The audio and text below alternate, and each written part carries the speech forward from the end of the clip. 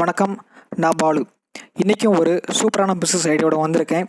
இன்றைக்கி எந்த மாதிரியான ஒரு பிஸ்னஸ் பற்றி பார்க்க போகிறோன்னா, எந்த ஒரு மேனுஃபேக்சரிங் ப்ராசஸும் நம்ம பண்ண போகிறது இல்லை. ஸோ அப்படியான ஒரு பிஸ்னஸ் தான். சொல்லப்போனால் அதிகமான ஒர்க்கு கூட எதுவும் நம்ம பண்ண தேவையில்லை. ஒரு டைம் இன்வெஸ்ட் பண்ணாலே போதும். ஸோ அந்த மாதிரியான ஒரு தொழில் பற்றி தான் இன்றைக்கி பார்க்க போகிறோம். அப்படி என்னென்னா, இயந்திரங்கள் வாடகைக்கு விடும் தொழில் பற்றி தான் இன்றைக்கி பார்க்க போகிறோம். அதாவது மிஷினரிஸ்லாம் ரெண்ட்டுக்கு விடுற பிஸ்னஸ் தான். ஸோ இதில் அதிகமான இன்வெஸ்ட் இருக்கும் அப்படின்னு நிறைய பேர் நினைப்பாங்க. ஸோ அந்த மாதிரிலாம் இல்லை.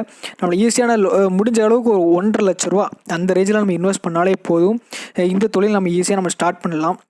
இந்த தொழில் எப்படி நடக்கும்னு எல்லாருக்கும் சொல்ல தேவையில்லை, எல்லாருக்குமே தெரியும். ஸோ மிஷினரிஸ்லாம் சொந்தமாக நம்ம மொத்தமாக சம் அமௌண்ட்டுக்கு ரெண்ட்டுக்கு விடுறது இவ்வளோ தான். ஸோ அவ்வளோதான் இதுக்கான கான்செப்ட்னு பார்த்தீங்கன்னா இவ்வளோ தான். ஸோ யார் வாங்குவாங்கன்னு தெரியும். இந்த கொத்தனார்ஸ், பெயிண்டர்ஸ், ஸோ இந்த மாதிரியான ஒர்க்கர்ஸ்லாம் மொத்தமாக மிஷின் வாங்கி வச்சுருக்க மாட்டாங்க. ஸோ அவங்க தேவைக்கு நம்மக்கிட்ட வந்து வாங்குவாங்க. குறிப்பாக சொல்லணும்னா இந்த tile cutting machine, drilling machine, ஏணி, டேபிள், மண்வெட்டி, கடப்பாரை, ஸோ இந்த மாதிரியான சின்ன சின்ன மிஷின்லாம் மொத்தமாக ரெண்ட்டுக்கு தான் வாங்குவாங்க. அவங்க சொந்தமாக வாங்கி வச்சுக்க மாட்டாங்க. ஸோ இந்த மாதிரியான மிஷின்லாம் நம்ம ஒரு நாள் 2 நாள் வாடகைக்கு வாங்குவாங்க. ஸோ மெயின் கான்செப்ட்னு பார்க்கும்போது நம்மளுக்கு இவ்வளோ தான் இந்த பிஸ்னஸ் பொறுத்த வரைக்கும். சரிங்களா? ஸோ நம்ம இனிஷியலாக ஸ்டார்ட் பண்ணும்போது எந்த மாதிரிலாம் மிஷினரிஸ் வாங்கலாம், தென் எப்படி இந்த பிஸ்னஸை நம்ம சக்ஸஸ்ஃபுல்லாக பண்ண முடியும் அப்படின்ற ஃபுல் டீட்டெயில் நான் சொல்லியிருக்கேன். ஃபஸ்ட்டு இந்த பிஸ்னஸ் எப்படி பண்ணலான்றதுக்கு முன்னாடி என்னென்ன மிஷினரிஸ்லாம் இனிஷியலாக வாங்கணும் அதை பற்றி நம்ம பார்க்கலாம். வாங்க கண்டென்ட்டுக்கு போகலாம். இப்போ நான் சொல்ல போகிற மிஷினரிஸ் தான் அதிக அளவில் ரெண்ட்டுக்கு போகக்கூடியது. அதனால் இனிஷியலாக நம்ம இந்த மிஷினரிஸ் வச்சு நம்ம ஸ்டார்ட் பண்ணாலே கொஞ்சம் சக்ஸஸ்ஃபுல்லாக பண்ண முடியும். ஸோ என்னெல்லாம்னா, ஃபஸ்ட்டு ஸ்டூல், லேடர், ஏணி, ஸோ இது 2 தான் மெயின். எல்லா இடத்துலையும் கண்டிப்பாக இருக்கும், எல்லாருக்கும் தேவையானது தான். ஸோ அதுக்கப்புறம் மெட்டீரியல் கட்டிங் மிஷின், அதுக்கப்புறம் கட்டிங் மிஷின், அதுக்கப்புறம் டைல் கட்டர். ஸோ கட்டிங் மிஷின்னா நம்மளுக்கு டைல்ஸ் கட் பண்ணுறது, டைல் கட்டர்னால் லென்த்துக்காக கட் பண்ணுறது, கட்டிங் மிஷின்னா இந்த மாதிரி இருக்கும்.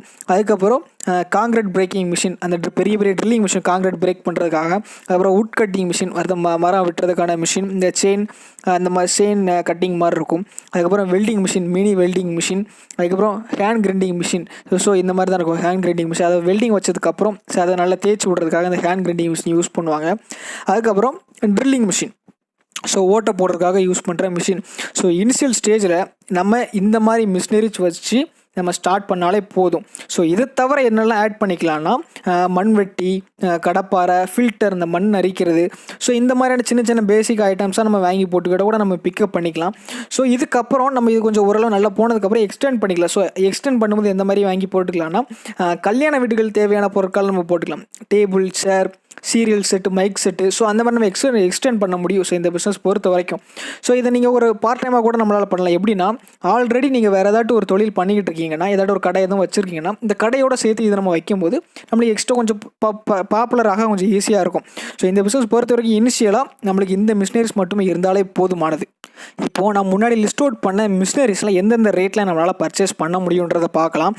ட்ரில்லிங் மிஷின் பார்த்தீங்கன்னா ஒரு 2 மிஷின் நம்ம வாங்கி போடலாம். ஸோ 2 மிஷின் வாங்கி போடும்போது நம்மளுக்கு ஒரு 4000 வரும். அதுக்கப்புறம் ஹேண்ட் கிரைண்டிங் மிஷின் வந்து நம்மளுக்கு ஒரு மிஷின்னாலும் 4000 வரும். Welding machine, mini welding machine ஒரு 2 மிஷின் ஒரு 12,000 வரும். வுட் கட்டிங் மிஷின் ஒரு 7,000 வரும். காங்கிரீட் பிரேக்கிங் மிஷின் பார்த்தீங்கன்னா 10,000லேருந்து நம்மளுக்கு ஸ்டார்ட் ஆகுது.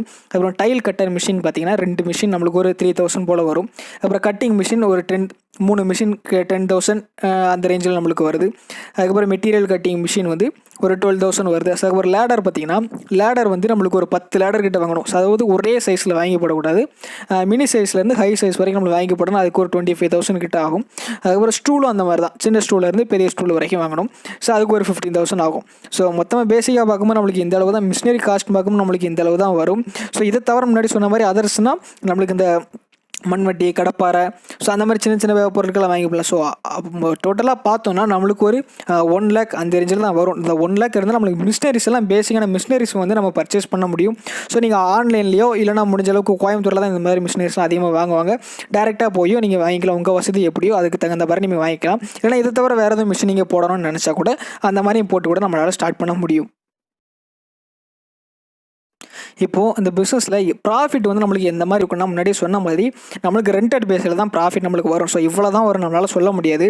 ஆனால் எந்தெந்த மிஷின் வந்து எந்தெந்த ரேட்டில் நம்மளுக்கு விடலாம் அப்படின்ற டீட்டெயில் மட்டும் நம்ம சொல்லலாம். ஸோ இது வந்து நான் எங்கள் ஏரியாவில் இருக்கிற மாதிரி சொல்கிறேன். ஸோ ஒவ்வொரு ஏரியாவுக்கும் தகுந்தாப்பில் உங்களுக்கு டிஃபர் ஆகும்.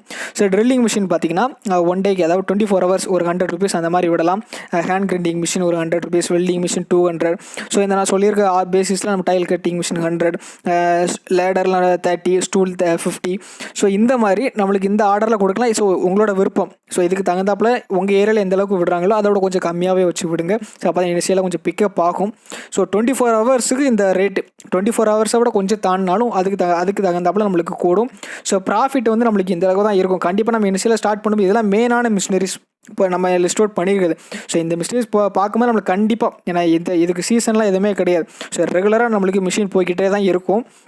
ஸோ இந்த மிஷின் பொறுத்த வரைக்கும் மெயினான விஷயம் என்னென்னா நம்மளுக்கு யார்கிட்ட கொடுத்துருக்கோன்ற ப்ராப்பர் டீட்டெயில் நம்மகிட்ட இருக்கணும். ஸோ அது மட்டும் இருந்தாலே போதும் ப்ராப்பராக நம்மளால் பண்ண முடியும். இந்த பிஸ்னஸ் பொறுத்த வரைக்கும் மெயினான இம்பார்ட்டன்ட் பாயிண்ட் என்னென்னா லொக்கேஷன் தான். ஸோ நம்மளுக்கு எங்கே லொக்கேஷன் வந்து இந்த மாதிரி வைக்கணும்னா மெயின் ரோடில் அந்த மாதிரி இடத்துல வைக்கணும். ஸோ பார்வையாக இருக்கணும். ஸோ ஈஸியாக நம்மளுக்கு மிஷினரிஸ் வந்து வாங்கிட்டு போகிறதுக்கு டிரான்ஸ்போர்ட் ஃபெசிலிட்டிஸ் இருக்கணும். ஸோ இந்த மாதிரி அதுக்கு தவிர நெட்வொர்க் அதாவது நம்மளுக்கு பழக்க வழக்கம் இருக்கணும். ஸோ பெயிண்டர்ஸ், இந்த கொத்தார், இந்த மாதிரி வுட் ஒர்க் பண்ணுறவங்க, பிளம்பர்ஸ், அவங்ககிட்ட நம்ம கான்டாக்டில் இருக்கணும். ஸோ கான்டாக்டில் இருக்கும்போது ஒரு பெரிய ஒரு நெட்வொர்க்கில் நம்ம கான்டாக்ட் இருக்கும்போது ஈஸியாக நம்மளை ஆட்கள் வந்து வாங்குவாங்க, பழகுவாங்க. ஸோ நம்மகிட்ட வந்து ஈஸியாக வாங்கிட்டு போவாங்க. ஸோ நம்ம எவ்வளோ கஸ்டமரை எப்படி ட்ரீட் பண்ணுறோமோ அந்தளவுக்கு தான் நம்மளுக்கு திரும்ப தொடர்ந்து வருவாங்க. அடுத்தவங்ககிட்ட நம்ம சஜஸ்ட் பண்ணுவாங்க. ஸோ இதை தவிர மெயினாக என்ன சொல்லலாம்னா நம்மளுக்கு ஒரு ரெண்ட் வந்து நம்ம அடித்து பேசுகிற மாதிரி இருக்கணும். ஸோ ஒரு சிலர் வந்து நம்மளுக்கு கம்மியாக கேட்பாங்க. ஸோ யாருக்கு கொடுக்கணுன்றது நம்மளுக்கு தெளிவாக தெரியணும். ஸோ மிஷினரிஸ் வந்து எந்த அளவுக்கு எந்த கண்டிஷனில் இருக்குன்னு நம்மளுக்கு தெரியணும். ஸோ கண்டிப்பாக இது ரிப்பேர் ஆக போகுதுன்னா நம்மளுக்கு தெரியணும். அதுக்கப்புறம் மிஷின் வந்து ஒவ்வொரு மிஷினோட அந்த சின்ன நாலேஜாக இருக்கணும். அதாவது இந்த மிஷின் இந்த ட்ரில்லிங் மிஷின் ரிப்பேர் ஆகுதுன்னா அதில் எந்த இடத்துல ரிப்பேர் ஆகிருக்கணும் அந்த சின்ன நாலேஜாக இருக்கணும்.